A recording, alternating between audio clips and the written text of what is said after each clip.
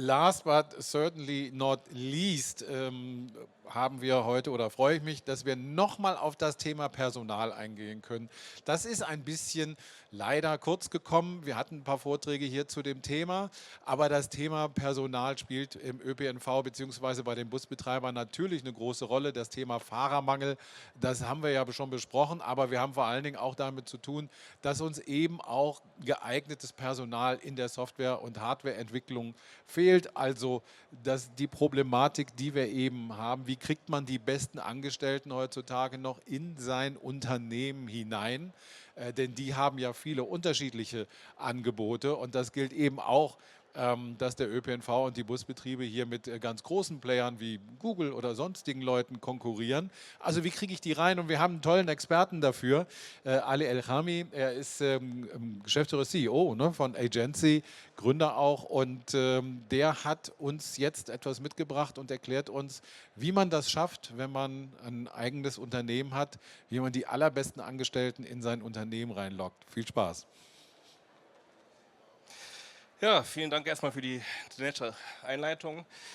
Genau, wie man 2024 die richtigen Mitarbeiter findet, und da bin ich mal auch direkt ganz ehrlich, also 2024, 2023 oder auch schon die vorherigen Jahre war das ja schon, ich sag mal, der Dauerbrenner.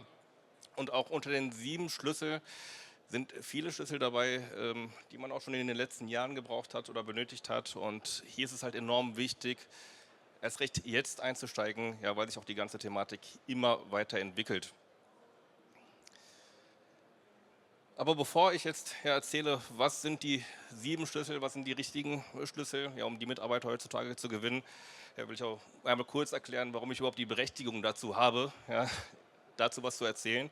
Also ich komme eigentlich ursprünglich aus der Fitnessbranche, ja, und ich sag mal, ich habe bei einem Premium-Fitnessanbieter gearbeitet.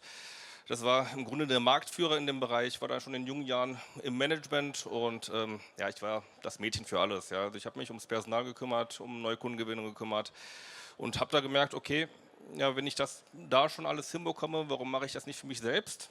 Ja, und Personalprobleme gab es da eher weniger. Natürlich gab es da irgendwo eine gewisse Fluktuation, aber das war jetzt noch gar nicht so da, ja, bei mir. Dann ging es im Grunde in die Selbstständigkeit, ja, auch erstmal mit Fitnessunternehmen. Keine Sorge, wir gehen jetzt gleich auch zu den Busunternehmen rüber, aber einmal so als Background. Und ja, ich bin ehrlich, ich habe im Grunde, wusste ich, okay, wie laufen die Prozesse ab, was muss ich anbieten, was ist halt wichtig in dem Bereich und habe trotzdem gemerkt, irgendwie möchte niemand bei mir arbeiten. Ja, also irgendwie bewirbt sich niemand und wenn ich mal Bewerber da hatte, hatte ich zwar Bauchschmerzen, aber ich musste sie irgendwo nehmen, ja, weil ich sonst den Laden schließen musste. Und das war dann im Grunde eine Art Abwärtsspirale. Ja, und eines Abends saß ich mit meinem Schwager zusammen. Und jetzt kommt's, er ist Busfahrer. Ja, war dann relativ frisch dabei erstmal, also gerade den Führerschein gemacht, erstmal in einem kleinen Unternehmen, wo er sich nicht mehr wohlgefühlt hat. Ja, indem er sagt so, okay, ich muss dauernd Überstunden machen, ich werde nicht wertgeschätzt und ich will auf jeden Fall den Betrieb wechseln. Da habe ich ihn gefragt, okay, ja, und was hast du jetzt vor? Wo hast du dich beworben? Und im Grunde hat er nur eine Bewerbung rausgeschickt. Ja, und das war so gesehen unter den Busunternehmen die Champions League in der Stadt. Einmal kurz gegoogelt, einmal kurz geschaut. Ja, es gab noch ganz viele tolle andere Busunternehmen in der Umgebung. Kurz daraufhin habe ich ihn gefragt, okay, warum bewirbst du dich denn nicht da? Ja, bei den anderen, die haben auch gute Benefits, die haben gute Vorteile. Ja, kenne ich nicht. Keine Ahnung. Ja, es ist für mich ein bisschen zu riskant, jetzt da anzufangen. Ich fange jetzt lieber bei den ganz Großen an und da weiß ich, was ich da bekomme. Ja, und da war mir klar, man muss auch als Arbeitgebermarke in die Sichtbarkeit. Ja, also viele vermarkten generell ihre Marke. Ja, was ist aber die Arbeitgebermarke? Es gibt, ohne jetzt hier Namen zu nennen, aber Schnellimbisse, die sehr, sehr bekannt sind, Franchise, die sehr bekannt sind. Ja, die haben eine gute Marke, weil man weiß, es schmeckt immer gleich, weil man weiß, man bekommt es immer relativ zeitnah, aber keiner möchte dort arbeiten, ja, weil die natürlich nichts an ihrer Arbeitgebermarke getan haben. So kam es im Grunde, ja, dass ich hierfür eine Lösung gefunden habe, sei es marketingtechnisch, sei es recruitingtechnisch und auch die Agency GmbH gegründet habe. Und das war dann die Mission.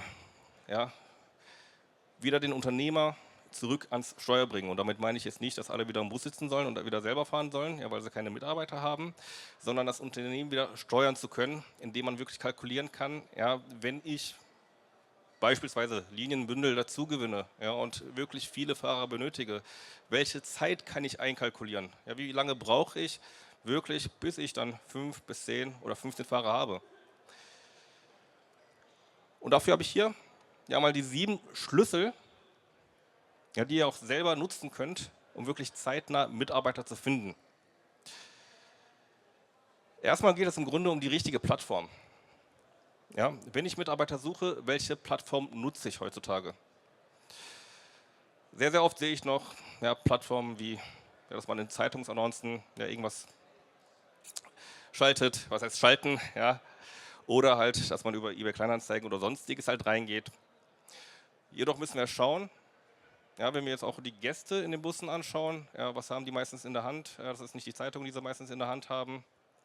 Das ist meistens das Smartphone, ja, das Handy.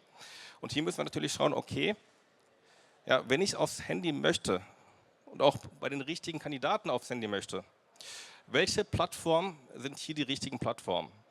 Ja, und da müssen wir uns einfach mal die aktuellen Statistiken anschauen. Ja, wenn wir hier sehen, 67,8 Millionen Social-Media-Nutzer in Deutschland, ja, das macht einfach 81,4% aus, die die sozialen Medien nutzen. Ja, und logischerweise sind natürlich auch hier ja, unsere Kandidaten zu finden. Und da müssen wir nochmal gleichzeitig schauen, okay, welche Plattformen sind hier relevant? Ja, das ist hier in erster Linie Instagram, Facebook, TikTok ist folgend. Ja, das wechselt sich immer. Das heißt, man muss immer schauen, okay, wo geht der Trend hin? Eine lange Zeit lang war Facebook an der Spitze. Mittlerweile kommt TikTok hier hinterher. Und auch gleichzeitig ja, sollte man jetzt nicht abwarten, dass sich der Trend widerlegt. Wenn wir hier die Statistiken anschauen, weltweit ja, geht der Trend in Richtung Social Media immer weiter in die Höhe.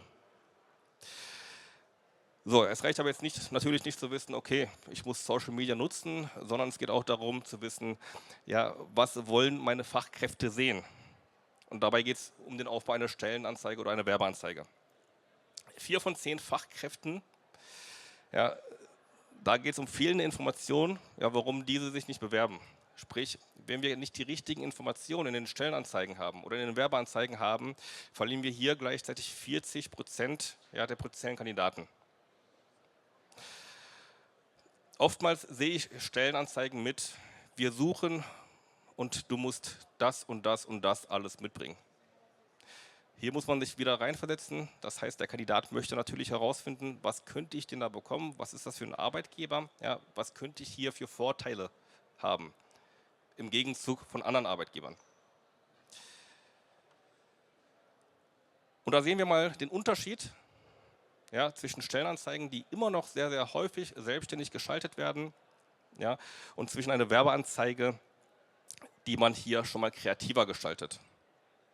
Und hier muss ich sagen, das ist jetzt nicht die komplette Werbeanzeige ja, auf der rechten Seite, sondern da gehört natürlich einiges weiteres dazu. Das ist immer sehr, sehr individuell. Ja, bei uns kann man sich auch, sage ich mal, unter einer KI eine eigene Stellenanzeige ja, kostenfrei erstellen lassen anhand der Arbeitgeberdaten. Hier sieht man direkt auf der linken Seite, ich bin in Konkurrenz, in direkter Konkurrenz mit anderen Mitbewerbern. Ja, natürlich biete ich ja, flexible Arbeitszeiten oder einen unbefristeten Vertrag, aber davon ja, hebe ich mich noch nicht ab. Auf der rechten Werbeanzeige sieht man hier direkt etwas ganz, ganz Wichtiges und damit meine ich jetzt nicht die gute Bezahlung oder sonstiges, sondern wir müssen uns überlegen, auf den sozialen Medien wollen Menschen nicht mit Logos oder sonstiges sprechen, sondern mit anderen Menschen.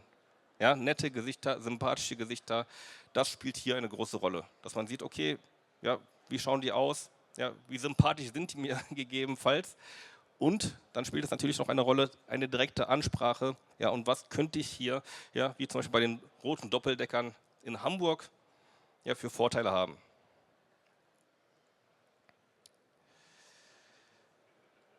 Wenn wir zum dritten Schlüssel rübergehen, ja, und das sehe ich auch immer wieder, natürlich sieht man dann eine gute Stellenanzeige, ist gegebenenfalls da mal interessiert, Ja. Dann klickt man mal drauf und landet auf der Homepage. Ja, Homepage oft sehr unübersichtlich. Ja, schaut nochmal rein, Impressum, sonstiges, Fotos über uns, blickt da kaum mehr durch und wo kann ich mich bewerben. Vielleicht kann man anrufen, ja, schon außerhalb der Öffnungszeiten. Vielleicht kann man mal einen Lebenslauf rausschicken oder ein Bewerbungsschreiben. Hat man vielleicht in den letzten 5 Jahren nicht gemacht. Das heißt, wir stellen den Bewerbern immer eine zu große Hürde, ja, damit die sich überhaupt mit uns connecten können. Ja. Und dementsprechend ist es halt wichtig, eine Landingpage, sprich eine kleine Website, nur für die Stelle aufzubauen. Direkte Ansprache, hier zum Beispiel an den Busfahrer, ja, oder auch Nutzfahrzeugmechaniker oder ähnliches. Und nicht direkt zu sagen, okay, trag dich hier ein oder ruf uns an, sondern auch erstmal ein bisschen was über das Unternehmen zu erzählen. Ja, wie schaut die Unternehmensphilosophie aus? Ja, was zeichnet uns aus? Gleichzeitig gehen wir weiter auf die Vorteile an. Ja, was habe ich davon, wenn ich mich bei euch, oder wenn ich bei euch arbeite? Natürlich muss ich als Fachkraft liefern, aber ich verlange ja auch was. Also ich will ja auch was zurückhaben. Das ist ja im Grunde hier ja ein Geben und Nehmen. Und dann geht es natürlich auch in die Qualifikation. Ja, also ich meine, wir können uns auch viel Arbeit einkaufen, aber wenn wir 300 Bewerbungen reinbekommen, ja, und da kann niemand von bei uns arbeiten, bringt es uns auch nichts. Sprich, ja, wir bauen hier einen kleinen Funnel. Besitzt du einen Führerschein der Klasse D? Das ist ein Eintrag 95. Ja, wie schaut deine Kündigungsfrist zum Beispiel aus? Also wann könntest du bei uns anfangen, damit wir auch hier planen können? Und dann kann man sich recht einfach bewerben, ja, indem man den Namen einträgt, Telefonnummer einträgt, ja, und die E-Mail-Adresse einträgt. Und hier ist es halt enorm wichtig, einen simplen Bewerbungsprozess zu haben. Sprich, klar wird die Anzeige, ja, des Öfteren angesehen. Ja, wir dürfen jetzt nicht davon ausgehen, dass wir, wenn wir eine Anzeige schalten und der Kandidat die Anzeige zum ersten Mal sieht, sich sofort bewirbt. Ja, das muss schon öfter passieren. Dann geht man durch die Landingpage und dann kommt ein, ja, ganz, ganz wichtiger Punkt, der hier unterschätzt wird, und das ist der Erstkontakt. Oftmals ist es so, okay, jetzt habe ich meine 40, 50, 60 Bewerbungen, ja, oder auch wie bei Umbrella City Lines, da haben wir 60 Busfahrer, weil ein Linienbündel gewonnen wurde, ja, benötigt. Da kamen insgesamt 600 Bewerbungen zustande. Ja, und wenn diese Bewerbungen zustande kommen und man diese Bewerber einfach nur anruft, ja, und dann sagt, okay, ja, cool, hast dich bei uns beworben, wann hast du Zeit, komm vorbei, dann hat jeder wahrscheinlich schon mal die Erfahrung gemacht, die meisten erscheinen nicht zum Gespräch. Ja, man nimmt sich die Zeit und die kommen einfach nicht. Es ist hier extrem wichtig, sich schon mal mit dem Kandidaten zu beschäftigen im Erstgespräch. Sprich, hier schon mal herauszufinden, okay, warum willst du überhaupt da kündigen, wo du gerade bist? Was fehlt dir? Ja, was ist dir wichtig? Und natürlich geht es auch irgendwo um die Bezahlung. Ja, das ist jetzt nicht der Hauptgrund, aber keiner will unbedingt einen extremen Downgrade haben. Ja, jedoch muss man sich hier diese 15 Minuten Zeit nehmen, ja, um sich mit dem Bewerber zu unterhalten. Und gleichzeitig ist hier dann im Prozess, ja, das persönliche Kennenlernen, ist hier die Vorbereitung enorm wichtig. Ja, sprich, falls das Recruiting extern übernommen wird, muss man beim Forschungsgespräch sich erstmal die Zeit nehmen, schon wissen, ja, okay, was verlangt er von mir, was will er von mir, und gleichzeitig rate ich davon ab, ja, dass man 10 Bewerber gleichzeitig einlädt, ja, und für jeden nur 5 Minuten Zeit mitnimmt. Könnte mal ein angenehmer, cooler Tag sein, anfangen wird wahrscheinlich fast keiner. Schnelligkeit und Automatisierung. Ja, der gesamte Bewerbungsprozess von der Jobsuche bis zur Vertragsunterschrift sollte für 3 von 4 Bewerbern, also 76%, nach 2 Monaten abgeschlossen sein. Ja, die meisten brauchen hier, also wir reden ja von der Recherche bis zur Einstellung von 6 Monaten. Und dann ist natürlich die Frage, okay, ja, wenn ich jetzt mal wirklich 50, 60 Busfahrer benötige und 600 Bewerber habe, wie kriege ich hier diese Automatisierung rein? Eine Werbeanzeige, eine Landingpage reicht hier nicht aus. Ja, und wir reden ja immer relativ viel über künstliche Intelligenz. Ja, das ist ja so im Trend gerade. Ja, und Auch hier nutzen wir künstliche Intelligenz. Wenn wir 600 Bewerber haben, ja, können wir diese 600 Bewerber mit künstlicher Intelligenz direkt über WhatsApp kontaktieren. Ja, der Bewerber würde im Grunde gar nicht mal merken, dass es eine künstliche Intelligenz ist, weil ich finde, ja, die kann sich besser artikulieren als ich, muss ich ehrlicherweise gestehen. Und hier schauen wir schon mal, okay, ja, passen die Daten miteinander. Wir können ein bisschen über das Unternehmen erzählen und einen Telefontermin vereinbaren, sprich für den Erstkontakt. Ja, dass wir hier möglichst keine Zeit verlieren. Ja, hier 2 Fotos von mir. Das erste wollte ich gar nicht veröffentlichen, ja, da wurde ich so ein bisschen reingedrängt, aber da hat man halt den direkten Vergleich zu einmal, ja, wie wir das Unternehmen richtig vermarkten. Ja, richtig vermarkten, da spielt es eine große Rolle, welche Fotos wir nutzen fürs Unternehmen, ja, welche Videos wir nutzen fürs Unternehmen.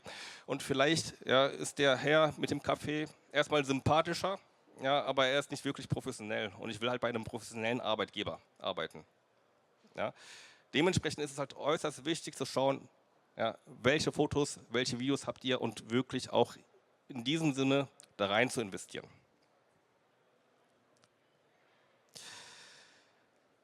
Als 7. Punkt, das hatte ich jetzt gerade schon, oder 7. Schlüssel, das hatte ich ja gerade schon angedeutet. Im Grunde können wir die beste Arbeit vorher machen. Wir können die besten Werbeanzeigen haben. Wir können die beste Landingpage haben. Ja, wir können die beste KI haben. Und die meisten Bewerber. Erfahrungsgemäß ist es hier so, ja, wenn das Forschungsgespräch nicht passt, kommt es zu äußerst wenigen Einstellungen. Ja. Eine Quote von 10% ist genug, ist gut, ja, wenn man sehr, sehr viele sucht, das heißt 60 Busfahrer bei 600 Bewerbern. Wenn man aber jetzt 500 Bewerber reinbekommt und davon nur 2 einstellt, dann sollte man sich eventuell erstmal Gedanken machen, ja, ob es nicht an den Busfahrern liegt oder an den Kandidaten liegt oder ob es dann eher an einem selbst liegt. Dementsprechend würde ich mich hier immer vorbereiten, ja, und schauen, was dem Kandidaten fehlt und ob ich das überhaupt bieten kann und bieten möchte. Ja, ich muss ja nicht jedem Kandidaten alles bieten. Wenn ich es nicht bieten kann, kann das auch ein guter Kandidat sein, den ich eventuell trotzdem ablehne, weil es nicht anders geht. Ja, wenn er bei mir samstags arbeiten muss, er will aber nicht mehr samstags arbeiten, kann er noch so gut sein, es matcht dann einfach nicht.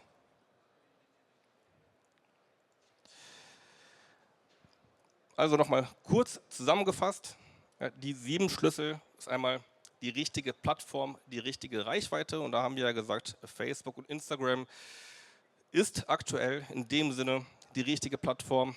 Natürlich kommen noch weitere Plattformen in Zukunft. Den Aufbau einer Stellenanzeige, eine Werbeanzeige. 3. Ja, eine Landingpage statt eine Website. Ja, als 4. Schlüssel einen simplen Bewerbungsprozess anstatt einen Lebenslauf und dann ein Anschreiben. Weil ihr müsst immer bedenken, den hat man nicht unbedingt immer parat, wenn man gerade auf der Couch sitzt und diese Werbeanzeige sieht. Ja. Als 5. Schlüssel die Schnelligkeit und die Automatisierung.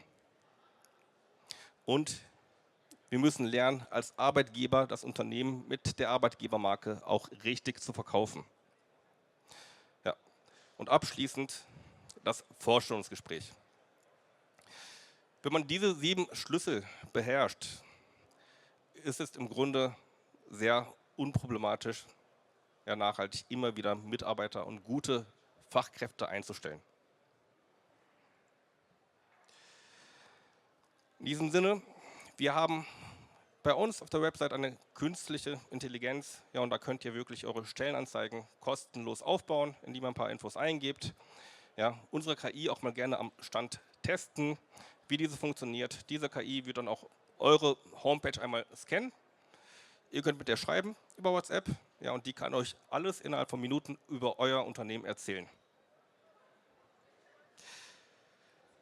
Und das Schlusswort, das beste Marketing kommt einem nicht wie Marketing vor. Ja, und genau dasselbe haben wir auch bei der Vermarktung der Arbeitgebermarke. Vielen Dank. Super, vielen, vielen Dank. Das war spannend. Auch weil ich noch im Anschluss die Frage habe, du hast die ganzen Netzwerke gezeigt, also die Leute sind ja irgendwie online, bewerben sich online und so weiter. Jetzt habe ich gesehen, LinkedIn macht da nur so einen ganz minimalen Bereich aus. Ist LinkedIn eher ein Bereich, wo ich hochqualifiziertere Leute suche? Also ich muss dann auch wissen, wo in welchem Umfeld ich das Personal finde, was ich für meinen Einsatz dann eben benötige. Also es macht jetzt keinen Sinn, Busfahrer auf LinkedIn zu suchen. Genau, man muss halt den effizienten Weg suchen. Ja, man muss halt schauen, okay, wo ist der passive Bewerbermarkt? Der passive Bewerbermarkt heißt auf den sozialen Medien. Das heißt, die Busfahrer, die auf den sozialen Medien wie Facebook oder Instagram sind, die sind nicht unbedingt da drauf, um einen Job zu finden. Die scrollen dann mal durch, weil die mal wissen wollen, okay, was machen meine Freunde, ja, was geht in meinem Umfeld generell so ab. Und da müssen wir auf diesen passiven Markt kommen, weil bei diesem passiven Markt ist es halt so, die sind an sich wechselwillig, weil die jetzt nicht zu 100% zufrieden sind, würden sich aber nicht unbedingt aktiv bewerben. Ja? Klar ist LinkedIn eine Möglichkeit, jetzt nicht unbedingt für die Zielgruppe Busfahrer, sondern für andere Zielgruppen, sage ich mal. Ja, und hier sind wir aber mehr in dem Fall, okay, da schaut man sich ja eventuell schon aktiv um oder will schon mal aktiv netzwerken. Also das heißt, wo ich schaue, ist extrem wichtig für mich als Arbeitgeber. Der andere Punkt ist, wenn ihr so eine AI anbietet, also die das halt durchscannen, die dann Profile anlegt und so weiter, scannt die mir dann auch zum Beispiel Social-Media-Netzwerke durch, um zu sehen, wo sind denn Betreffende oder wo könnten Bewerber sein? Ja, das wissen wir im Grunde durch unsere Erfahrungswerte, also welche Zielgruppe, also wenn wir eine Zielgruppe bekommen, welche Social-Media-Netzwerke hier am besten sind. Ja, weil wir uns natürlich auch auf anderen Plattformen, ja, wie LinkedIn oder TikTok ausprobieren, um zu schauen, okay, welche Zielgruppe erreichen wir hier. Bei der künstlichen Intelligenz ist es im Grunde so, dass diese das Unternehmen einmal kennt, damit diese auch viel über das Unternehmen erzählen kann. Ja, also der Bewerber kann dann mit der KI sprechen und erstmal sagen, okay, ja, ich habe Interesse, aber wie groß seid ihr überhaupt? Wo seid ihr überhaupt? Ja, muss ich bei euch auch samstags arbeiten? Ja, welche Busse fahrt ihr? Und diese KI kann dann automatisch darauf antworten. Also euer System wendet sich nicht nur an die Arbeitgeber, sondern es wendet sich ja im Sinne dann auch an die Arbeitnehmer. Also ich habe einen gestreamlinten Prozess für mich, wenn ich sage, Jobwechsel, habe keine Lust mehr hier oder ich suche überhaupt einen Job, kann ich also auch mit eurer KI arbeiten oder könnte ich in Zukunft mit eurer KI arbeiten? In Zukunft vielleicht, ja. Aktuell ist es halt viel mehr noch für die Arbeitgeber, ja, für die Bewerbung. Wir entwickeln das gerade noch weiter. Das ist natürlich jetzt gerade noch alles in den Startlöchern. Ja, wir haben jetzt gerade für die Arbeitgeber damit begonnen. Aber wie man halt ja, heutzutage bei der künstlichen Intelligenz sieht, ist es nach oben hin noch sehr weit viel offen. Ja. Wir sind gespannt, vielleicht dann in 2 Jahren wissen wir dann schon ein bisschen mehr.